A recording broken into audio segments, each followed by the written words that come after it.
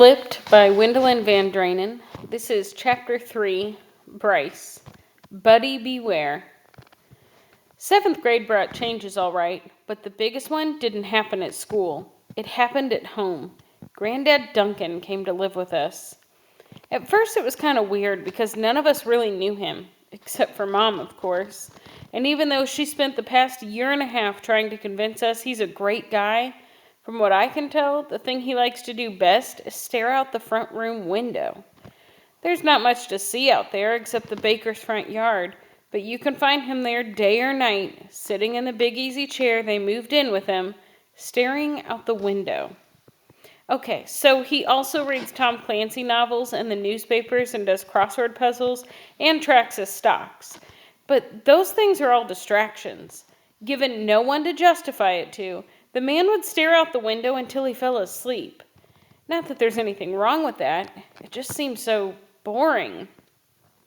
Mom says he stares like that because he misses Grandma, but that's not something Granddad had ever discussed with me. As a matter of fact, he never discussed much of anything with me until a few months ago when he read about Julie in the newspaper. Now, Julie Baker did not wind up on the front page of the Mayfield Times for being an 8th grade Einstein, like you might suspect. No, my friend, she got front page coverage because she refused to climb out of a sycamore tree. Not that I could tell a sycamore from a maple or a birch for that matter, but Julie, of course, knew what kind of tree it was and passed that knowledge along to every creature in her wake. So this tree, this sycamore tree, was up the hill on a vacant lot on Collier Street, and it was massive. Massive and ugly. It was twisted and gnarled and bent, and I kept expecting the thing to blow over in the wind.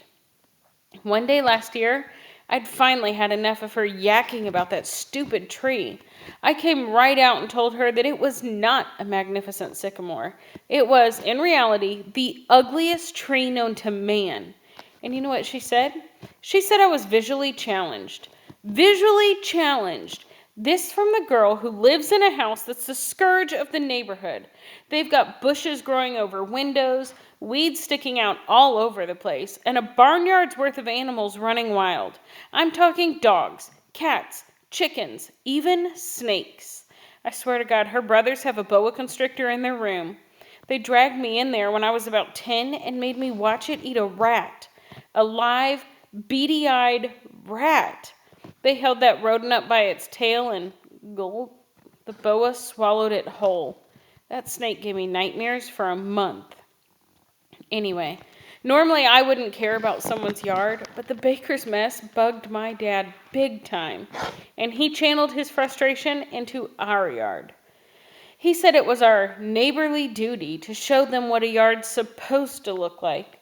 So while Mike and Matt are busy plumping up their boa, I'm having to mow and edge our yard, then sweep the walkways and gutter, which is going a little overboard if you ask me. And you'd think Julie's dad, who's a big, strong, bricklaying dude, would fix the place up. But no, according to my mom, he spends all his free time painting. His landscapes don't seem like anything special to me, but judging by his price tags, he thinks quite a lot of them. We see them every year at the Mayfield County Fair, and my parents always say the same thing. The world would have more beauty in it if he'd fix up the yard instead. Mom and Julie's mom do talk some. I think my mom feels sorry for Mrs. Baker. She says she married a dreamer, and because of that, one of the two of them will always be unhappy. Whatever. Maybe Julie's aesthetic sensibilities have been permanently screwed up by her father, and none of this is her fault. But Julie has always thought that that sycamore tree was God's gift to our little corner of the universe. Back in the 3rd and 4th grades, she used to clown around with her brothers in the branches or peel big chunks of bark off so they could slide down the crook in its trunk. It seemed like they were always playing in it whenever my mom took us somewhere in the car. Julie'd be swinging from the branches, ready to fall and break every bone in her body, while we were waiting at the stoplight, and my mom would shake her head and say, "Don't you ever climb that tree like that. Do you hear me, Bryce? I never want to see you doing that. You either, Lynetta. That is much too dangerous." My sister would roll her eyes and say, "As if. while I'd slump beneath the window and pray for the light to change before Julie squealed my name for the world to hear. I did try to climb it once in the 5th grade.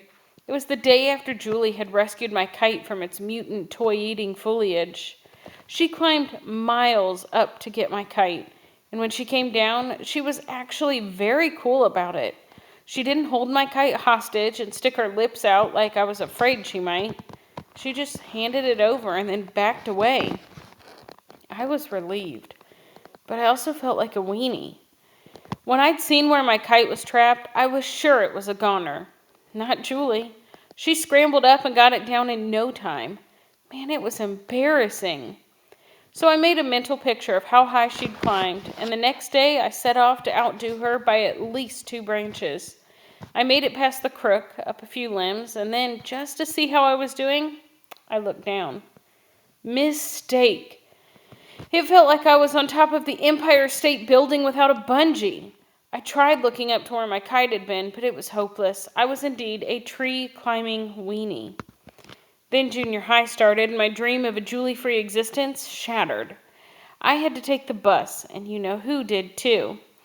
There were about 8 kids altogether at our bus stop, which created a buffer zone, but it was no comfort zone. Julie always tried to stand beside me or talk to me or in some other way mortify me. And then she started climbing. The girl is in the 7th grade and she's climbing a tree. Way, way up in a tree. And why does she do it? So she can yell down at us that the bus is 5, 4, 3 blocks away. Blow-by-blow traffic watch from a tree. What every kid in junior high feels like hearing first thing in the morning. She tried to get me to come up there with her too. Bryce, come on! You won't believe the colors. It's absolutely magnificent. Bryce, you've got to come up here. Yeah, I could just hear it. Bryce and Julie sitting in a tree. Was I ever going to leave the 2nd grade behind? One morning, I was specifically not looking up when out of nowhere she swings down from a branch and practically knocks me over. Heart attack. I dropped my backpack and wrenched my neck, and that did it. I refused to wait under that tree with that maniac monkey on the loose anymore. I started leaving the house at the very last minute. I made up my own waiting spot, and when I'd see the bus pull up, I'd truck up the hill and get on board. No Julie? No problem. And that, my friend, took care of the rest of 7th grade and almost all of 8th too, until one day a few months ago. That's when I heard a commotion up on the hill and could see some big trucks parked up on Collier Street where the bus pulls in. There was some men shouting stuff up at Julie, who was, of course, 5 stories up in the tree. All the other kids started to gather under the tree too, and I could hear them telling her she had to come down. Oh, she was fine. That was obvious to anyone with a pair of ears. But I couldn't figure out what they were all arguing about. I trekked up the hill, and as I got closer and saw what the men were holding, I figured out in a hurry what was making Julie refuse to come out of the tree. Chainsaws. Don't get me wrong here, okay? The tree was an ugly, mutant tangle of gnarly branches. The girl arguing with those men was Julie, the world's peskiest, bossiest, most know-it-all female. But all of a sudden, my stomach completely bailed on me. Julie loved that tree. Stupid as it was, she loved that tree, and cutting it down would be like cutting out her heart. Everyone tried to talk her down, even me, but she said she wasn't coming down, not ever. And then she tried to talk us up. Bryce, please, come up here with me. They won't cut it down if we're all up here. For a second I considered it, but then the bus arrived and I talked myself out of it. It wasn't my tree. And even though she acted like it wasn't Julie's either. We boarded the bus and left her behind, but school was pretty much a waste. I couldn't seem to stop thinking about Julie. Was she still up in the tree? Were they going to arrest her? When the bus dropped us off that afternoon, Julie was gone, and so was half the tree. The top branches, the place my kite had been stuck, her favorite perch, they were all gone. We watched them work for a little while, the chainsaws gunning at full throttle, smoking as they chewed through the wood. The tree looked lopsided and naked, and after a few minutes, I had to get out of there. It was like watching someone dismember a body. And for the first time in ages, I felt like crying. Crying over a stupid tree that I hated. I went home and tried to shake it off, but I kept wondering, should I have gone up the tree with her? Would it have done any good? I thought about calling Julie to tell her I was sorry they'd cut it down, but I didn't. It would have been too, I don't know, weird. She didn't show at the bus stop the next morning and didn't ride the bus home that afternoon either. Then that night, right before dinner, my grandfather summoned me into the front room. He didn't call to me as I was walking by. That would have bordered on friendliness. What he did was talk to my mother, who talked to me. I don't know what it's about, honey, she said. Maybe he's just ready to get to know you a little better. Great. The man's had a year and a half to get acquainted, and he chooses now to get to know me. But I couldn't exactly blow him off. My grandfather's a big man with a meaty nose and greaseback, salt and pepper hair. He lives in house slippers and a sports coat, and I've never seen a whisker on him.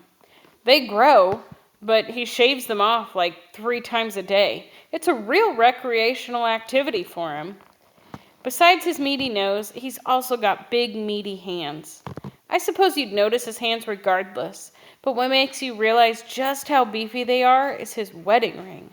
That thing's never going to come off, and even though my mother says that's how it should be, I think he ought to get it cut off.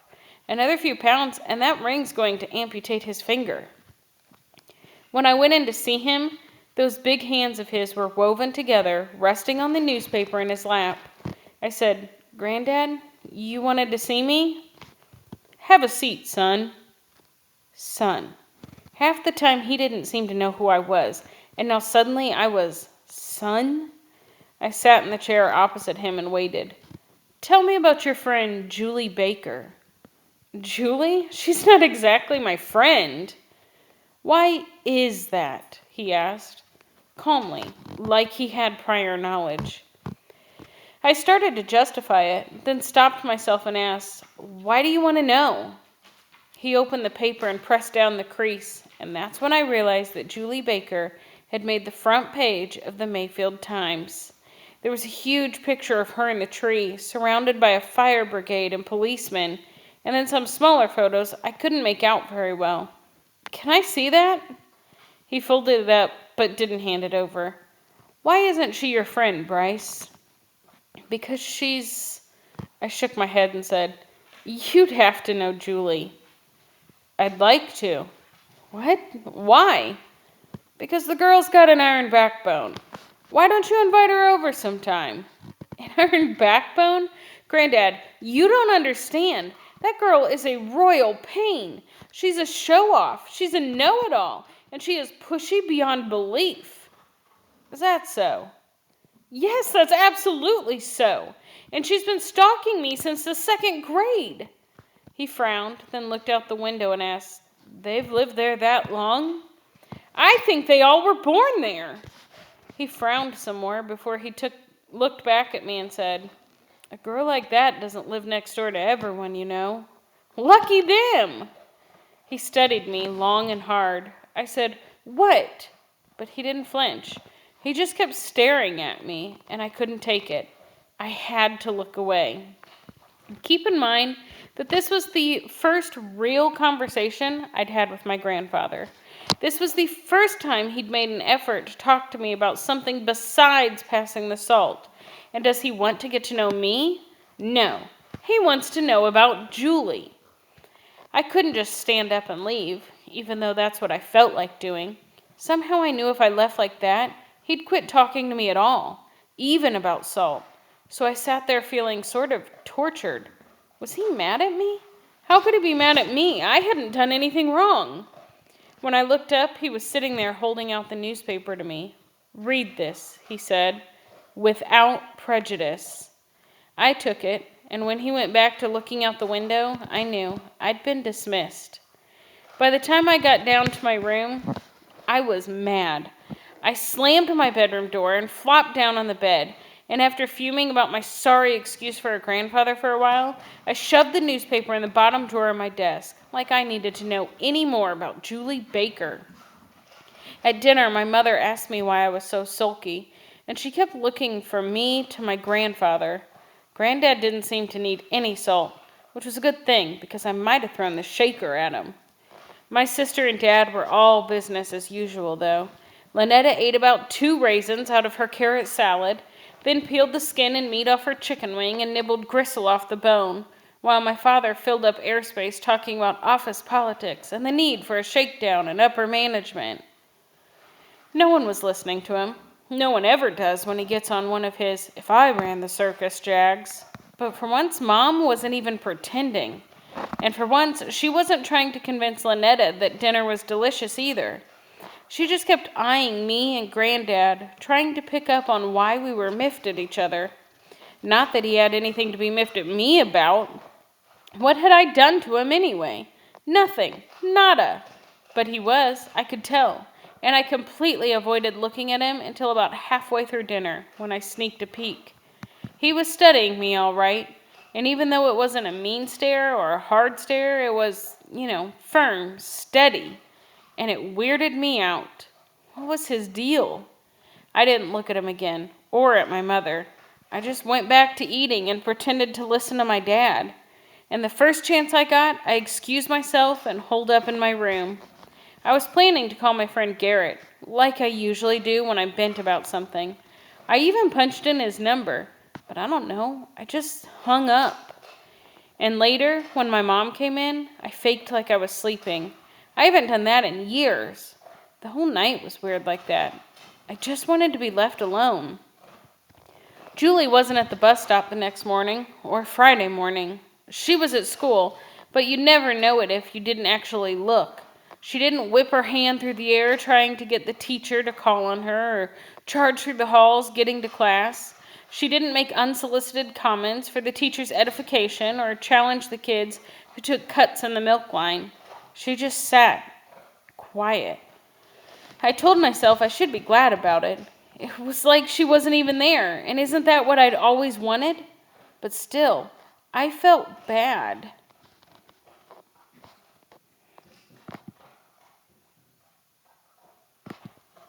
About her tree, about how she'd hurried off to eat by herself in the library at lunch, about how her eyes were red around the edges.